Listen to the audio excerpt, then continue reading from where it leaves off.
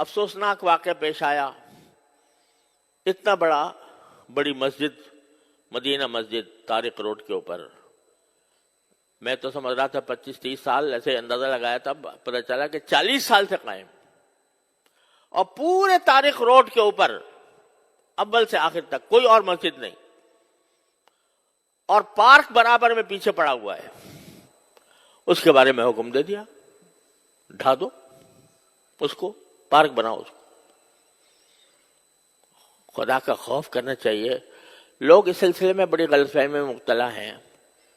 ایک بات میں آپ کو واضح کر دیتا ہوں کہ لوگ کہتے ہیں بھئی اگر غیر قانونی طور پر جگہ پر بنائی گئی ہے مسجد تو وہ مسجد نہیں ہوتی. یہ صحیح بات ہے، لیکن اس کا مطلب یہ ہے کہ ایک تو اگر کسی کی زمین پر جہاں جائز قبضہ کر کے مسجد بنائی جائے گی وہ بالکل ناجائز ہے، حرام ہے وہ.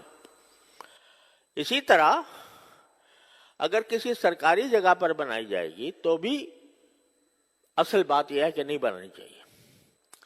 لیکن صورتحال یہ ہے کہ ایک اسلامی ریاست میں حکومت کا فرض ہے کہ وہ ضرورت کے مواقع پر مسجدیں بنائے. اس کا کام ہے یہ. الذین ان مکناہم فی الارض اقاموا الصلاۃ. اللہ تعالیٰ فرماتے ہیں کہ جب مسلمانوں کو اقتدار نصیب ہو تو پہلا کام ان کا یہ ہے کہ نماز قائم کرنے کے لیے جگہ بنائیں، نماز قائم کریں. تو یہ حکومت کا کام ہے. لیکن اگر حکومت پہلو تہی کر رہی ہے، آپ بتائیے، خود سوچ کے بتائیے کہ سارے ملک میں یا اپنے شہر کی بات کر لیجئے، کوئی ایک مسجد بتا دیں جو حکومت نے بنائی ہو، یعنی حکومت نے اپنے خرچے پر تعمیر کی ہو. مندر تعمیر کر لیا، وہاں گردوارہ تعمیر کر لیا سکھوں کے لیے، لیکن کسی مسجد، کوئی مسجد تعمیر کی ہو اپنے خرچ پر، کم از کم میرے علم میں نہیں. تو جب حکومت کوتاہی کر رہی ہے اپنے اس فریضے میں تو کیا مسجدوں سے خالی ہو جائیں شہر؟ اس صورت میں اگر مسلمان کسی ایسی جگہ پر جو کسی کی ملکیت نہیں ہے، سرکاری ہی صحیح، وہاں پر اگر وہ مسجد تعمیر کرتے ہیں، یہ ان کا فریضہ ہے. اگر حکومت نہیں کر رہی تو مسلمانوں کا فریضہ ہے کہ مسجدیں بنائیں. اب اس جگہ کہیں دور دور تک پورے شہر، پورے اس میں مسجد نہیں تھی، اور پھر بھی ایسا نہیں ہے کہ ویسے ہی قبضہ کر کے راتوں رات مسجد تعمیر کر دی گئی ہو. واقعہ یہ ہے کہ وہ اس کے لیے انہوں نے سوسائٹی کی اجازت لی، بلڈنگ کنٹرول اتھارٹی سے نقشہ پاس کرایا، اور اس کے بعد وہ مسجد بنی، اور 40 سال سے چلی آ رہی ہے. اور آپ کوئی بھی جا کر دیکھ لو کہ ہر 5 نمازوں کے اندر ہزاروں نمازی نماز پڑھتے ہیں، اور جمعہ میں تو کوئی ٹھکانہ نہیں، وہ چلی آ رہی ہے. آپ کہتے ہیں یہ پارک کی جگہ تھی. ارے بھائی پارک کی جگہ تھی، 40 سال نظر نہیں آیا. جن لوگوں نے این او سی دیا وہ کیسے دیا، اور جن لوگوں نے نقشہ پاس کیا وہ کیسے پاس کیا؟ آپ 40 سال کے بعد آ کر کہتے ہیں کہ یہ غیر قانونی ہے.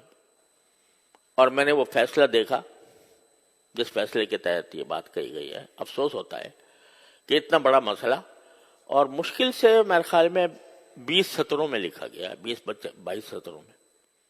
صرف اتنا ہے کہ کمیٹی کا ایک ممبر ہمارے سامنے پیش ہوا، اور اس سے ہم نے پوچھا کہ بھئی اس کی کیا قانونی کوئی اجازت آپ کے پاس ہے؟ اس نے کہا جی میرے پاس تو نہیں ہے. اب ایک ممبر ہے کمیٹی کا، کوئی صدر بھی نہیں، سیکریٹری بھی نہیں، مسجد کا متولی بھی نہیں. اس سے پوچھ لیا، اس نے کہا جی میرے پاس تو نہیں ہے. کہنے کا معلوم ہو گیا کہ کوئی نہیں ہے، لہذا اس کو 1 ہفتے کے اندر ختم کر دو. تو بڑا افسوسناک قسم کی بات ہے. اور عدالتی آداب کے بھی، عدالتی جو طریقہ کار ہوتے ہیں اس کی بھی پوری رعایت نہیں کی گئی. تو ان کا فرض ہے کہ وہ اس پر نظر ثانی کر کے اس فیصلے کو واپس لیں. اور اس کے بارے میں آواز اٹھانا یہ صرف علماء کا کام نہیں ہے.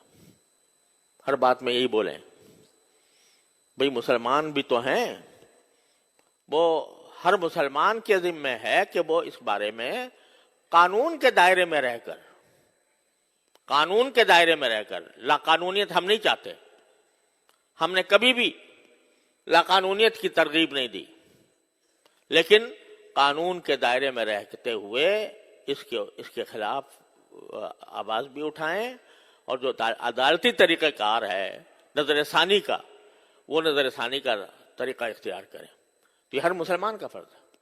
تو یہ نہ سمجھا کریں کہ جب بھی کوئی برائی ہوگی تو بس مولوی ہی بولے گا اور باقی کسی کی ذمہ داری نہیں ہے، ہر فرد کی ذمہ داری ہے۔ اور اگر یہ سلسلہ چل نکلا مساجد کو گرانے کا تو پتہ نہیں کہاں جا کر اس کی انتہا پہنچے گی۔ تو اس کو خیال کرنا چاہیے۔ اللہ تبارک و تعالیٰ اپنے فضل و کرم سے ہمیں اس امت کی جو اصل خاصیت ہے کہ امر بالمعروف اور نہی عن المنکر، شریعت کے دائرے میں رہ کر، اور الحمدللہ ہمارا قانون بھی اور آئین بھی کوئی اس کے تحفظ دیتا ہے، تو اس کے دائرے میں رہ کر اس کے بارے میں جتنا کسی مسلمان سے ہو سکے وہ کرنا چاہیے۔ وآخر دعوانا الحمدللہ۔